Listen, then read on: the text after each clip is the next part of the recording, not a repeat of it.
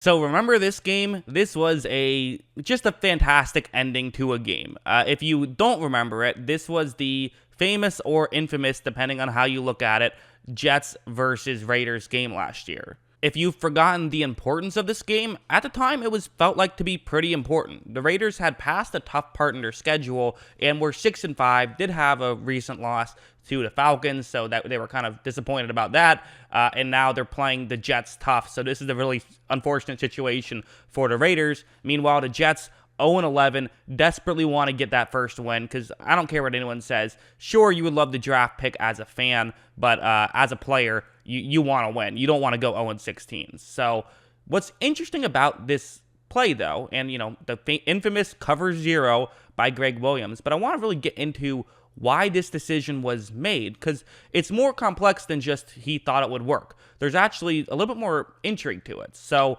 it's not crazy, but it is interesting. What's happened on the first play, the play that happened one play prior, was also a very good situation for the Raiders that didn't quite work. So here's what it was. It was cover 3 zone this time. So this is not the cover 0. And again, this is basically the same situation. So the Raiders obviously need a touchdown. They don't have to go for the end zone on this play because there is still 19 seconds left, although the Raiders don't have any timeouts. So if they don't go for the touchdown, they have to get set up to get closer. So either way, you're looking for the end zone. You're considering the end zone.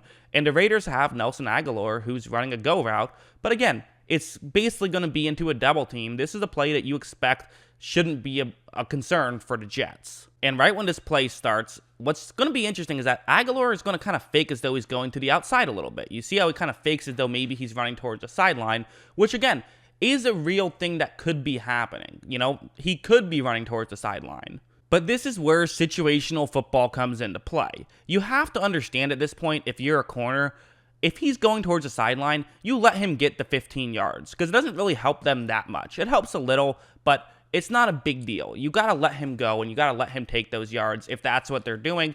Just don't give up anything deep. You'll allow them to, go in front. And who knows, maybe you can even make a tackle inbounds that could potentially beat a game. So it's not the worst thing in the world whatsoever to give up that play, and you certainly don't want to bite on it too hard. And well, he full-on bites on it, which now allows Agholor to get by him. The safety, for whatever reason, was looking at someone else, and the throw was just a bit too far. So, Carr, this at the time felt like a horrible miss, right? I mean, how do you miss that throw to get a Hail Mary potentially?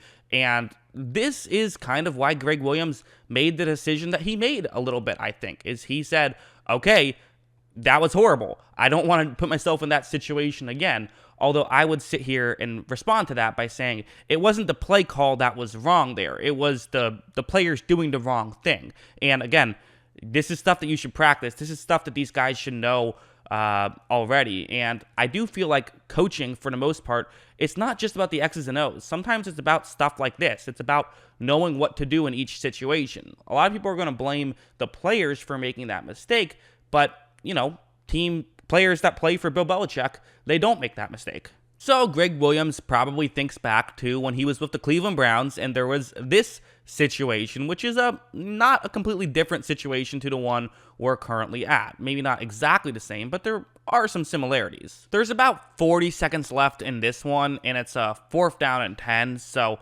again, not the exact same situation, but still a Hail Mary type situation. Obviously, the Broncos, they can easily just get 11 yards and they're fine. But what Gregg Williams is going to do is he's going to dial up that cover 0 blitz. And, in my memory of this, I remembered it being a cover 1 play. However, I don't believe that's the case. I believe that the deep safety currently is actually, he's quote-unquote covering the tight end. And basically what he does is if the tight end is blocking, then he just stays deep and he plays coverage.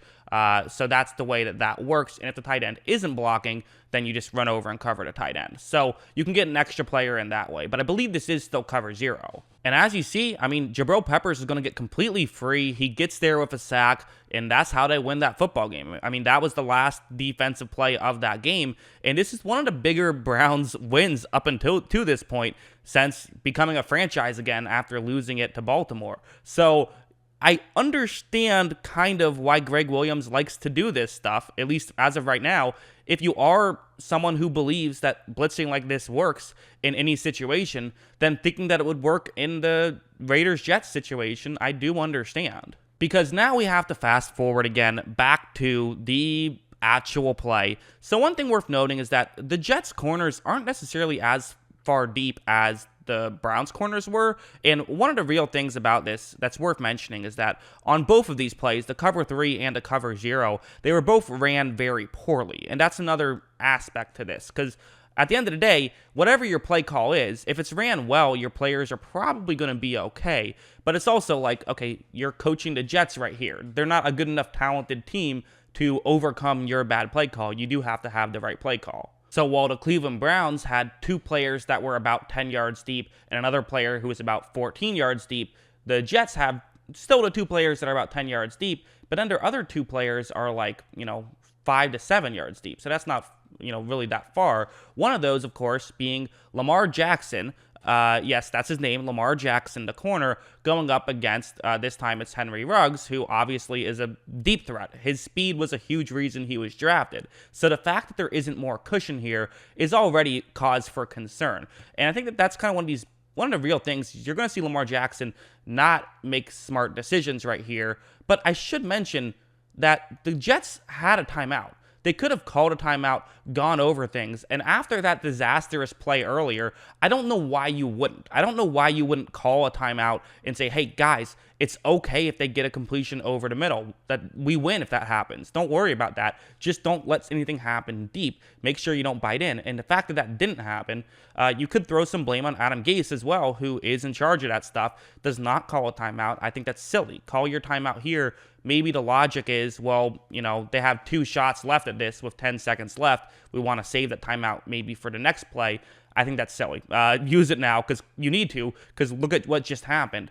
And it's going to get even worse once this play starts. I mean, watch, as you see, so Ruggs is going to make a move, and Lamar Jackson completely falls for it, which allows Ruggs to get further deep and make the catch. If I'm being honest, I think if Ruggs just runs a go route, there's a very real chance he gets open enough, so that alone was just not great. And you could also point to the pressure not getting there in time, which allowed Carr to step up. Again, there was a player hovering over in the middle. That's because he didn't read that the player who he's covering is blocking in time, because this time they kind of had it that if your player is blocking, you rush as opposed to you drop back into coverage. So a little different than that Broncos-Browns one. And we probably do have to give some credit to the Raiders also, right? I mean, it was an incredible throw from Carr, and to have the wherewithal, mentally to miss a throw that probably feels crushing, and to come back the very next play and actually make an incredibly difficult throw, a much more difficult throw, just mentally, that's just so impressive.